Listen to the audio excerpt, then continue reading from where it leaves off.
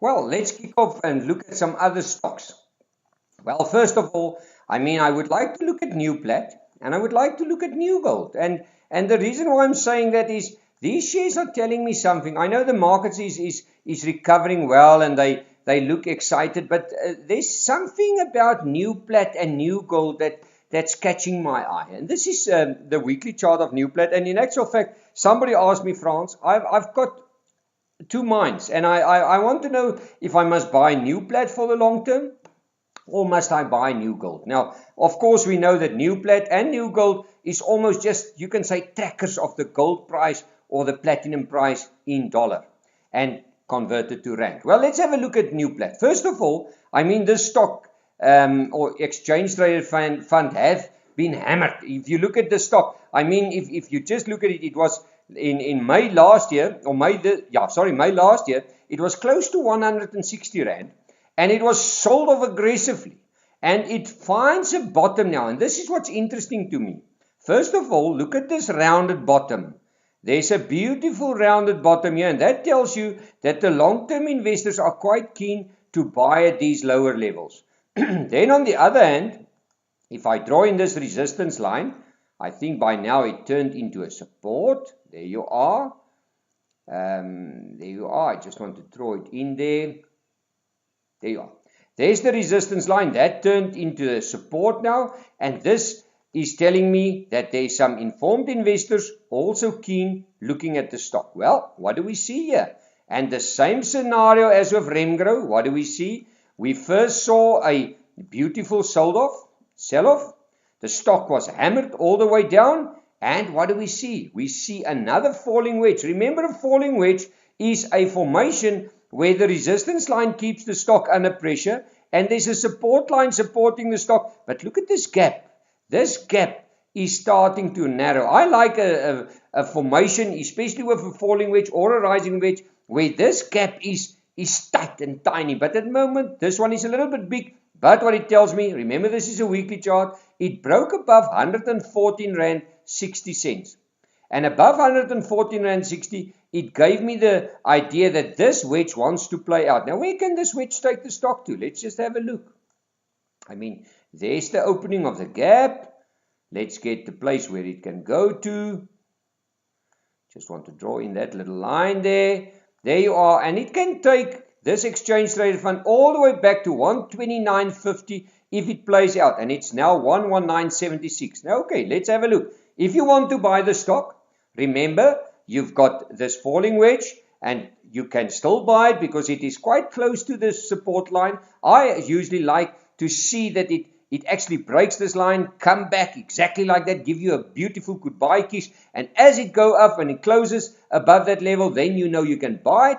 But if you buy it now, let's just give you a stop loss. I'm going to give you two stop losses because the first one is a little bit narrower, 110 Rand and 10 cents. And the other one is 106 Rand and 70 cents. Well, that is the stop loss if you buy it, and that's your target. But I just want to have a look at something else here. I want to see if the 40-week moving average, how far is that from turning into a support, if not. Let's have a look. There's the 40-week moving average. Oh, what a beautiful stock. It just shows you that this 40-week moving average is telling us that this resistance line that turned into a support is a beautiful, strong place where to buy, because look at your 40-week moving average. It curved down and now it broke above this line. So what it tells me, while New Platinum is above this 40-week moving average and above this support line, it tells you that the momentum to the top is in place. And that is positive to me. That tells me that the stock or this exchange traded fund can go higher. Let's have a look at New Gold. Then we can maybe decide technically which one of them is more of interest. Let's go to New Gold. Let's just draw it in there. And there's New Gold. New Gold, if I look at this chart, let's just go back, look at it. If I look at this chart personally, I will prefer Newplat to New Gold, but I'll tell you why now. First of all, if I look at this line, there's our first answer. that this line unfortunately turned back into a resistance, and that took place at 164.82. For me, that is a negative. And on the other hand, if I look at this, and now you will see what I mean, look at this massive falling wedge that's developing, but look at this gap. This gap is a huge gap. And there's something else that I also pick up here. I also pick up a double top. I hope you guys can see it. Where's the double top? The double top is there. Look at it.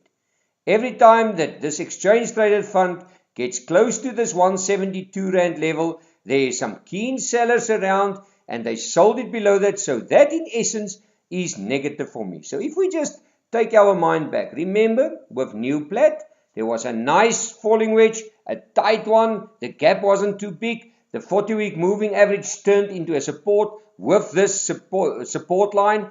That is positive to me. And on the other hand, I think that the percentage stop loss is for me also a little bit better than with this one. If you buy new gold now at 164.70, your stop loss is all the way down maybe to 144. Big stop loss. So between the two charts, I will definitely prefer either Newplat or New Gold for the moment. Let's have a look at another stock.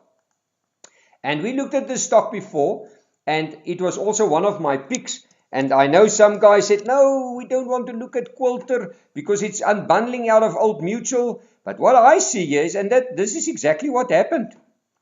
I saw this, remember this company comes out of Old Mutual. Now, Old Mutual is a beautiful company. Its only difference is that Old Mutual decided that they want to split their businesses. Quilter is the you can almost say the value player or the asset manager in Europe, in the UK, and they want to concentrate there. But what I saw, I thought, okay, at 28 Rand 50 or 28 Rand, everybody was waiting on the unbundling. Then the unbundling took place, and this stock fell from 28 Rand all the way down to 20 Rand.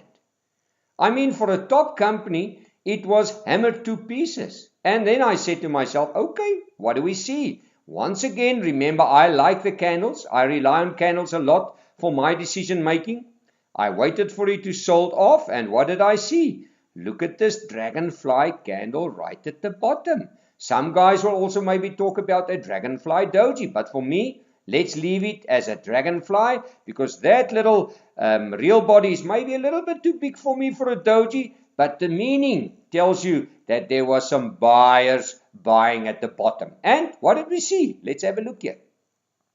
And I saw this. There was a falling wedge here. I just want to draw it in. Can you see? Tonight is a nice night where these top companies suddenly all gave us beautiful falling wedges. And it's not because it is just a case of that everybody likes a falling wedge. It just develops when everybody starts to sell and everybody gets exhausted in selling, and then eventually the stock breaks up. Now let's have a look here.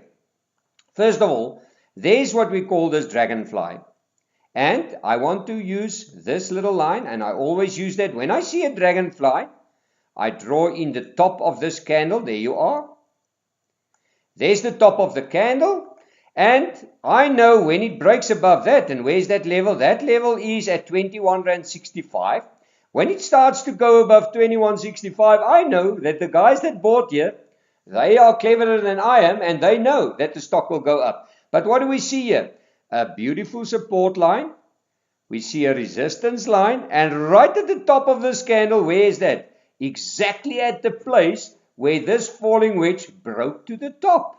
And what I also liked about the company, there was a little gap there. Look at that gap. That gap is closed now. It closed there. And there was even a little bit of a gap higher on. And that also closed now. The only thing that worries me a little bit is that these shadows of these candles tells me that there is some keen sellers around.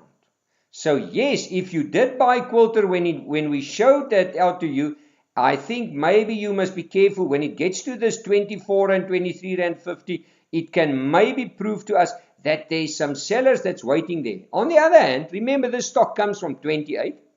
And I want to show you it played out to the full. This falling wedge reached its target. Let's just draw that line in there. Let's get another one there to show you. There's the one. Let's have a look. It played out to the T. That's why maybe why we see these shadows developing. I just want to move that one so that you can see. There you are. Let's just move it a little bit because maybe on the screen you cannot see that. There you are. I just want to draw it there. There you are. There's the target. You see every time that it reaches this target, you see these shadows. So maybe if it turns around, but I like this chart. And I'll tell you why I like this chart. Because it turned around. It's showing some nice buying. These shadows are worrying me, but I can tell you, if this 24 Rand level that I'm going to show you now, because that was the high of this candle, if this 24 Rand level can turn into a support, remember this is now, if you are a trader, you probably locked in your profit again. But if this 24 Rand turns into a support, where can the stock go to? Look at it. It can go all the way back to this resistance, that's 24 Rand 63. And let's have a look at another line here. And I like this because I like support and resistance lines. Just look at that. Exactly. It gets to that point. If this resistance line, can you believe that, turn into a support, it can move higher and go all the way up to 24.76 and even 26 Rand 12 cents. So in actual fact, if you are a trader, maybe time to lock in your profit. But I mean, if you're a long-term investor and it looks like the world markets wants to run a little bit, if this stock gets above 24 Rand, it can easily go back to 24.79 and 20, let's say 26 Rand. And the important thing here is, remember, Quilter is a worldwide company and all their earnings are coming from overseas currencies like the euro or the pound or the dollar. So I like it. Maybe for the long term, just keep your eye on Quilter. Maybe not such a bad idea to nibble a few when you get a time. Well, thank you so much. That's the end of Talking Technical, and we'll chat again.